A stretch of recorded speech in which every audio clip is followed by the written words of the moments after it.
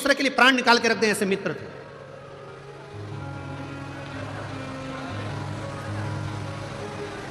बहुत उनमें प्रेम बढ़ा हुआ था, बहुत प्रेम।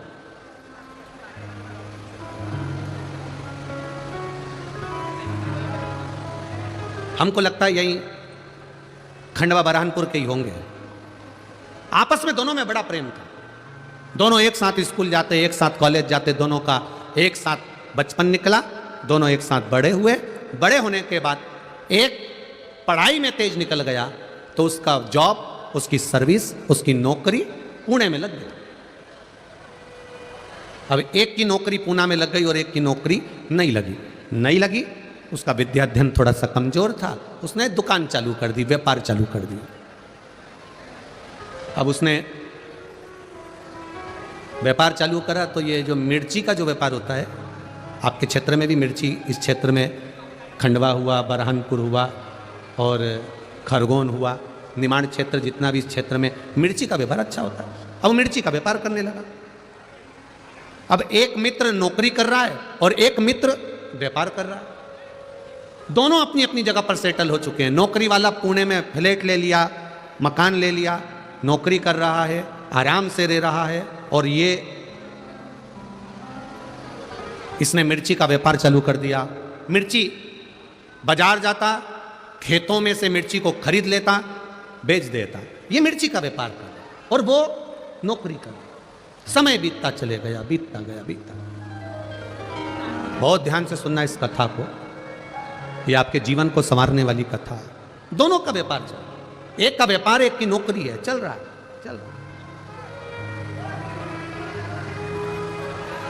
अब धीरे धीरे व्यापार करने वाला व्यापार को बढ़ा रहा है, नौकरी करने वाला अपनी प्रमोशन मांग रहा है।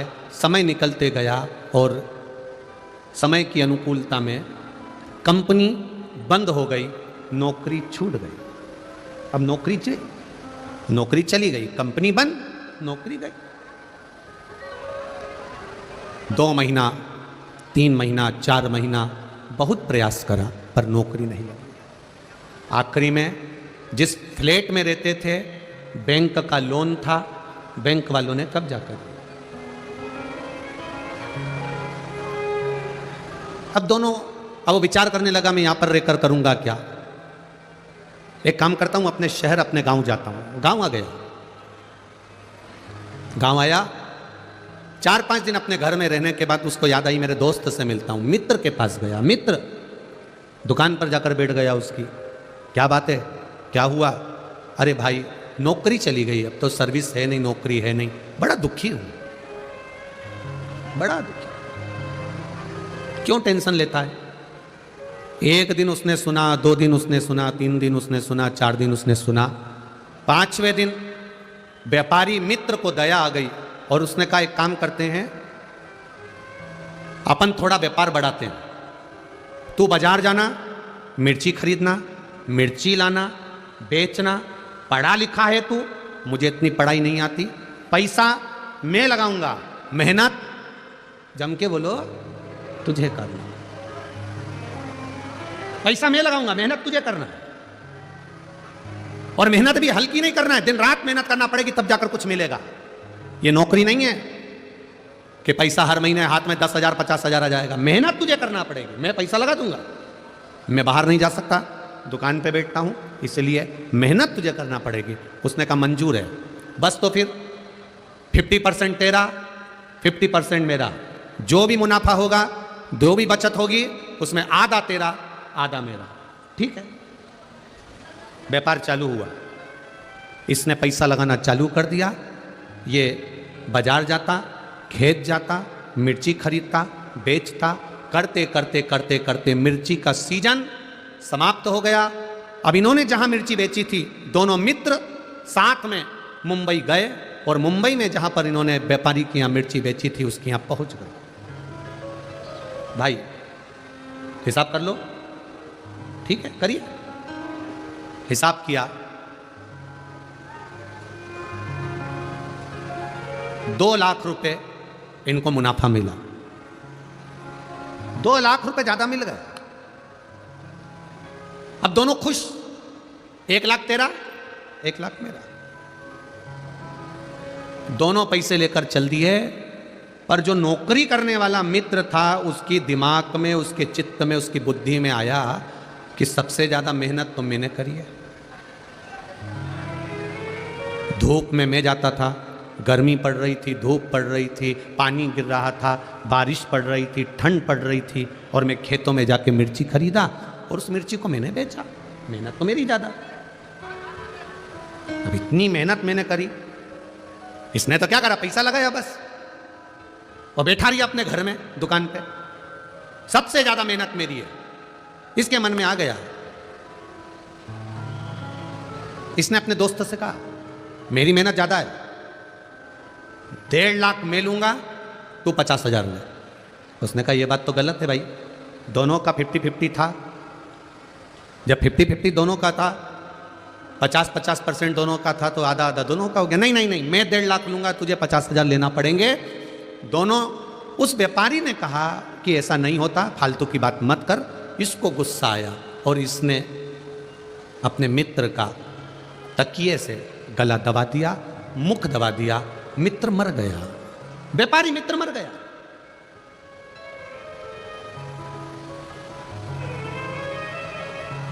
तड़प तड़प के मर रहा,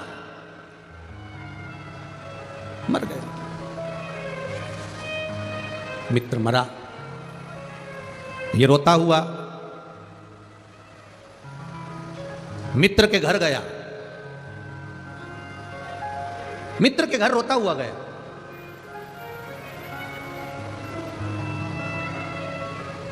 भाभी, हम दोनों ने काम करा था और दोनों का 50% था।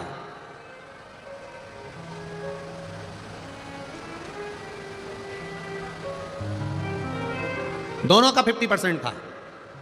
60,000 रुपए की बचत हुई, उसमें से ये 30,000 रुपए भाभी मेरे दोस्त के हिस्से के आपको दे दिए और 30,000 मैंने रख लिए। अब घर के लोगों को लगा कितना ईमानदार व्यक्ति है। अब उनको तो मालूम ही नहीं था कि इतना बच गया, उनको तो मालूम पड़ा कि 30,000 कम से कम इसने वापिस लाके दिए तो सही। खुश, परिवार के लोग खुश हो गए, कम से कम 30,000 ईमानदारी से तो दिया। अब उनको लग रहा है कि ये ईमानदार है, पर ये भीतर से कैसा है ये जानता है। कितने रख लिए उसने, दोस्त ने कितने रख लिए? 1,70,000। केवल 30,000 रुपए मित्र को दिया, जिस मित्र ने इसको काम सिखाया, जिस मित्र ने इसको व्यापार सिखाया, जिस मित्र ने इसको धंधा सिखाया। 30,000 रुपए घर वाले उसमें भी संतुष्ट हो गए। कोई बात नहीं भैया, आपकी ईमानदारी कितनी है, आपने हमारा हिस्सा तो दे दिया।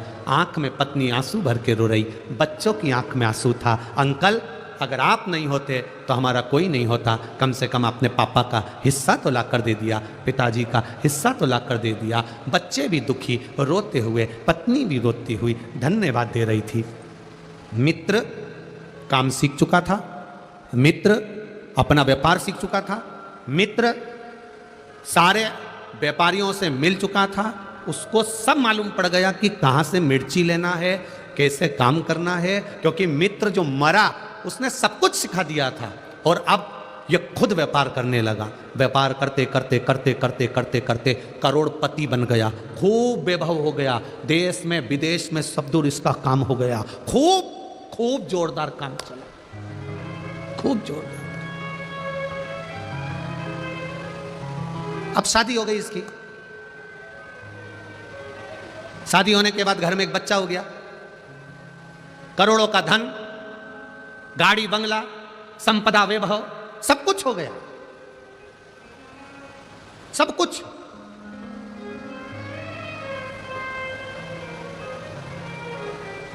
घर में बेटे ने जन्म ले लिया, बेटा 20 साल का हो गया, और बढ़ते बढ़ते बेटा 25 साल का हो गया।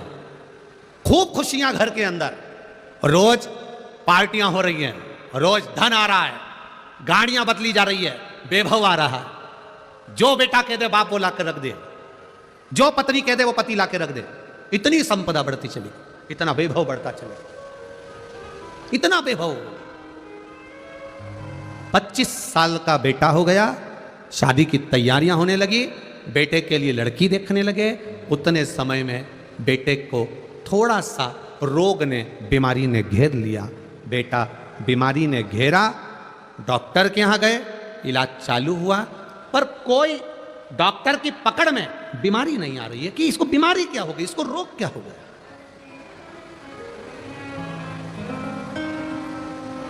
क्या बीमारी हुई है इसको, किसी को नहीं मालूम। इलाज करवाया पहले अपने नगर के, अब पैसे वाला व्यक्ति तो अच्छे डॉक्टर से इलाज करवाएगा। इलाज करवाया, एक जगह डॉक्टर से काम नहीं हुआ, दूसरी जगह करवाया, दूसरी जगह से तीसरी जगह करवाया, तीसरी जगह से चौथी जगह करवाया, चौथी जगह से पांचवी जगह करवाया।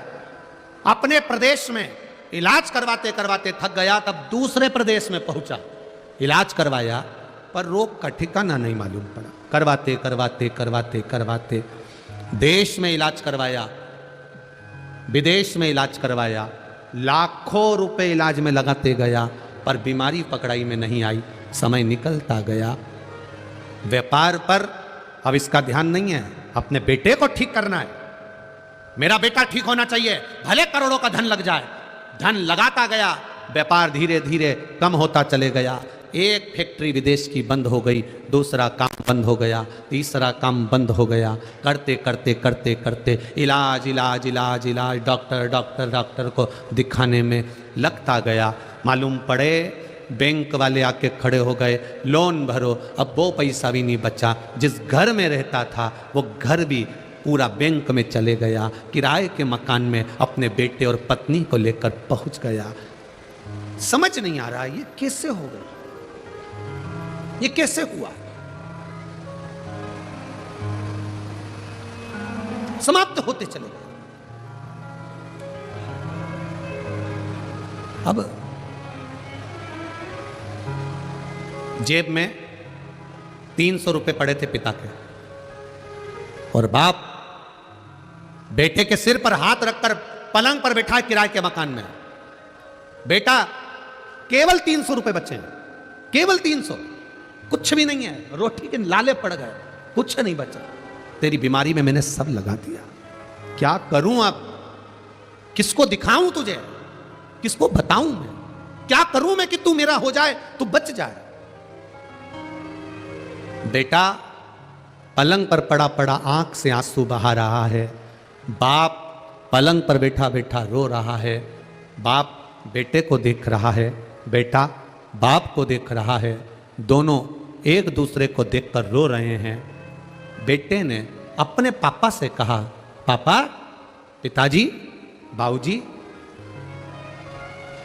बस 300 रुपए का हिसाब और रह गया है पिताजी, अब कोई हिसाब बचा नहीं है, अब तो आखिरी हिसाब है।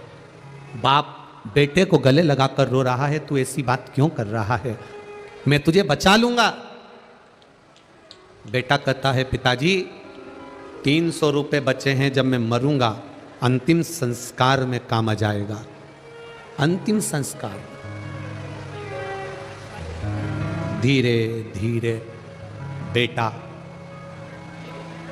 आंखें बंद करने लगा, बाप रोने लगा, तड़फने लगा। पिता, बाप रो रहा है, आंखें बंद कर रहा है बेटा, पिता रो रहा है, नैनों से अश्रु गिर रहे हैं बेटे के, रो रहा है बेटा, बाप भी रो रहा है। धीरे धीरे धीरे धीरे नेत्र बंद होते चले जा रहे हैं, आंखें बंद होती चली जा रही है, नयन बंद होते चले जा रहा है, तड़फ रहा। प्राण छूटने में एक क्षण रह गया। बेटे ने अपने पिता से कहा, पिताजी, मैं आपका बेटा नहीं हूं, मैं वही आपका मित्र हूं जिसके 70,000 रुपए आपने ज्यादा खा लिए थे, आज 70 करोड़ रुपए निकाल कर लेकर जा रहा। 70 लाख, 70,000 रुपए का 70 करोड़ 70 लाख लेकर जा रहा हूं। यह हिसाब कोई साधारण नहीं है। आधी रोटी खा लो, रूखी रोटी खा लो, पर किसी को धोखा देकर उसका धन मत खा जाना, जिंदगी भर तड़प तड़प कर मरना पड़ता। थोड़ी आवाज बढ़ाइए, जिंदगी भर तड़प तड़प कर मरना पड़ता। आधी रोटी खा लो, एक रोटी खा लो, बिना घी की रोटी खा लो, रूखी रोटी खा लो, किसी का वैभव, किसी का धन, कोई तुम्हारा साथ दे रहा है, तुमको उसने तुम्हारे बुरे वक्त में उसने तुम्हारे को 5,000, 50,000, 25,000, 1 लाख, 2 लाख रुपए उसने तुम्हें बुरे वक्त में दे दिए, तुम्हारा साथ निभा दिया। अब तुम्हारा फर्ज है कि उसका एक एक रुपया, अठन्नी भी उसको वापिस देना है, नहीं तो ना जाने कौन तुम्हारे घर में जन्म लेगा और वो कहां रुपया लगा कर जाएगा, ये तुमको भी नहीं मालूम पड़ पाएगा। बहुत कठिन है महाराज, बहुत कठिन।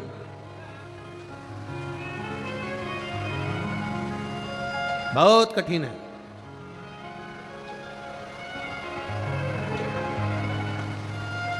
करोड़ों का धन आता है, करोड़ों का वैभव आता है, ये भी बनाना है, वो भी बनाना है, वो भी बनाना है, ये भी करना है, वो भी करना है, सब कुछ करना है। करोड़ों का वैभव होता है, करोड़ों का धन आता है, पर हम कितना उसको लगा रहे हैं और कितना हम भोग कर रहे हैं, ये हमको अंदाजा होना चाहिए।